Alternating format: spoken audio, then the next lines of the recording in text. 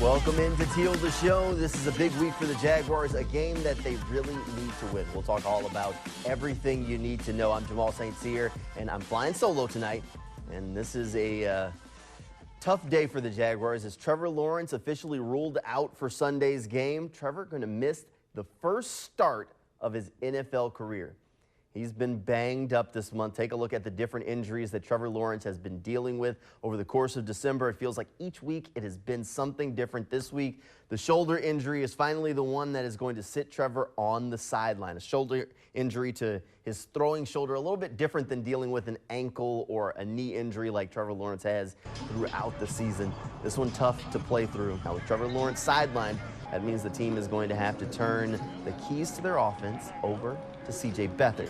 C.J.'s been with the team for a little while now. He's played in some spots where Trevor has been sidelined with different things banged up, but since Trevor hasn't missed any starts, C.J. has never started a game for the Jacksonville Jaguars. This is going to be the first time that he steps on the field as the starter with the team this week. Jaguars players throughout this season have said repeatedly that they have nothing but confidence in C.J.'s ability to not only prepare for the game, but to lead this offense. Just, it is what it is. You know, I'm going to do everything I can to help the team, and if that's the case, to help C.J. And got a ton of confidence in him and his ability to operate the system and the offense and to play well. You saw he did that on Sunday in the Bucs game. You know, when he had to come in and he played well. So. Yeah, I mean, it's at that point, it's not going to be about me. It's going to be about just whatever I can do to help the team. Now, while Trevor Lawrence is going to be sidelined as he deals with an injury, Jaguars are actually getting a little bit of good injury news as well. Cam Robinson is likely going to be back out on the field with the team this week. Cam is a big help for that Jaguars offensive line. It's no surprise that games that Cam Robinson has played this year, the Jaguars have won more of them than they've played without Cam this year. Cam Robinson's missed the past few games on short-term injury reserve. The Jaguars got him back to practice this week, plan to get him back in the lineup at that left tackle. That means another shakeup along the offensive line for the Jaguars now, so that is good and bad. It's kind of fine-tuning things. That offensive line has dealt with some injuries. It's been shaken up a lot, and while they talk about continuity, getting Cam Robinson back in the lineup is definitely a priority for the Jaguars. As we lead up to the game, one thing is for sure, the Jaguars have to play better than they have the past few weeks. Now, whether that's getting Cam Robinson back in the lineup that helps them get to that point where they can walk off the field with a win on Sunday, we'll have to wait and see. But one thing is for sure, this team is not happy with the way things have gone over the month of December. 4 straight losses, not exactly ideal, especially when it was a team that was staring in the face of being in competition for the #1 seed in the AFC, and now they're saying, look, we just need to get in the playoffs. We need to win the AFC South and get in the playoffs, get the job done. They've had that 8-win mark for a while now, and things have looked sloppy out on the field. Mistakes, miscommunications, turnovers have plagued this team over this entire month, even though the mantra all season long has been they want to play their best football this time of the year. Right now, this team may be playing its worst football. Trevor Lawrence, after the last game, said it looked like a team that doesn't even practice. And he doubled down on those comments this week, saying, look, those mistakes this time of year just can't happen on the field, and they do look like a group that hadn't practiced. I think we work hard. I think that our coaches do a great job of preparing us and our plans in practice and the way we rep different things, and I feel like we get every look. I just mean the way it's carrying over to the field looks like a team that doesn't practice, and that's what I really meant after the game on Sunday. So, no, I don't regret saying that. I think it's true.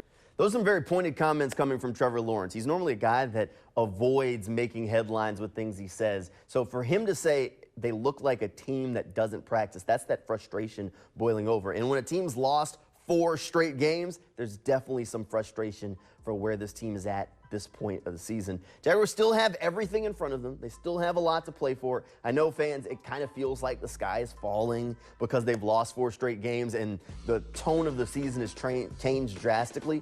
But this Sunday, they could earn a spot in the playoffs. Coming up after the break when Teal the Show gets back, we'll start to talk about what the Jaguars need to get done on Sunday to walk out with a win and earn a spot in the playoffs.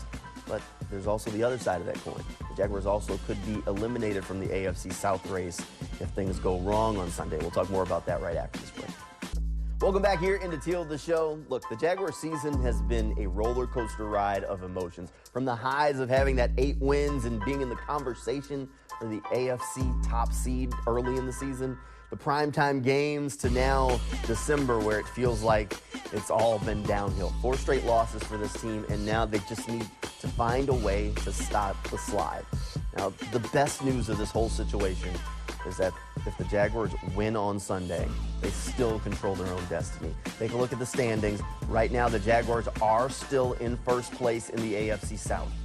They can win the AFC South on Sunday if they get the job done against the Panthers and get a little bit of help from the Texans and the Colts. If both of them lose, so if the Raiders and Titans both win on Sunday and the Jaguars win, then the Jaguars would be AFC South champions, and all of their worries would kind of be put behind them. They'd know they have a spot in the playoffs. The flip side of that coin, if the Jaguars lose on Sunday and the Colts and the Texans both win, the Jaguars would be eliminated from the race for the AFC South title. It's a very slippery slope right now. Now, the Jaguars would still be in the conversation for a playoff spot as a wild card, but they would not be able to repeat as division champions, which is something that has been on their goals at the top of the list, especially when you start talking about how fast and the lead they built early in the season as we went through this roller coaster ride of a year, and it looked like no one would be able to catch them. Now here we are where Sunday, if the Jaguars don't take care of business against the Panthers, there's a scenario where maybe they're out of the running for the division title. Hopefully it won't get to that point. The Jaguars need to take care of business against Carolina. Now, here's the good news. It's been a rough ride through December. The Jaguars haven't been able to stop the slide. They're still looking for the first win of the month, last game of the month, so if they're going to get it, it has to come Sunday, right? Well, here's the good news. The Jaguars have struggled against good teams, but they've beaten teams that aren't as good. Take a look at how their schedule has broken down. The Jaguars have beat teams with a combined record of 60-60 this season, the definition of average, while the teams that the Jaguars have lost to have a record of 66-39. That's kind of where the Jaguars are right now. They're a middle-of-the-road-ish team. They can hang with some of the good teams, but can't quite get over the hump and beat them. But they can definitely take care of business against some of the less than good teams in the NFL and even some of the middle of the pack teams. The Panthers are not a upper echelon team. They're struggling right now. If the season ended today, they have the worst record in the NFL. They would own the #1 overall pick, but that pick's going to Chicago. So the Panthers are far from an elite team around the league. The Jaguars should be able to get the job done against Carolina, but this is a Carolina team that has nothing to lose. Their head coach has already been fired. They're the #1 overall pick at quarterback, Bryce Young. He's struggling this season as they try and get their ship righted. His season has been eerily reminiscent to what we saw from Trevor Lawrence as a rookie, with the debacle there, the coach being fired during the rookie year, some of the struggles, people questioning the pick, eerily reminiscent. And the Jaguars were able to kind of right the ship late in the season, finish the year with a win, and all of a sudden everybody was feeling pretty good, right? So we'll see just what Carolina is able to bring to the table, but the Jaguars should be able to take care of business against the Panthers. I think the Jaguars are going to walk out with a win. It's a much-needed win, too. Jaguars have struggled at home this season. 4 straight losses is never anything that's good for the morale of the fan base or the morale of the team. And when you start talking about momentum, it's a thing. And the Jaguars have lost 4 straight. Confidence has to be shaken, and they have no momentum on their side as the season's wrapping up. I think they beat the Panthers. I think a win cures all, and all of a sudden you're feeling a little bit better as they go into Tennessee next week to wrap up the regular season. We'll see if they can get a little bit of help from the Raiders and the Titans, but best case scenario, they wrap up the AFC South this week, and that game next week, maybe they can rest some guys and get some folks healthy as they start to look ahead to a home playoff game. But it's definitely going to be interesting. But I do think the Jaguars win. I think they win it in a big way.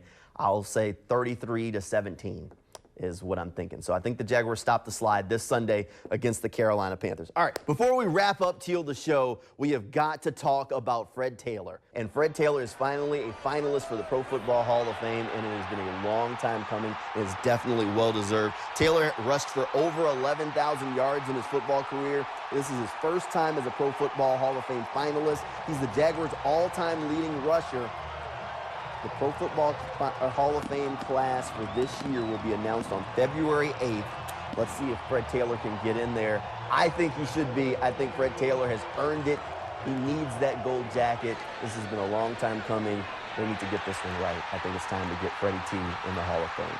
And thanks for hanging out with me here on Teal the Show. We'll see what happens on Sunday against the Carolina Panthers for the Jaguars. Hopefully, they'll walk away with the win, and then we'll have a Victory Monday episode coming your way on Monday. We haven't had one of those in a while. Good night, everybody, and go Jags.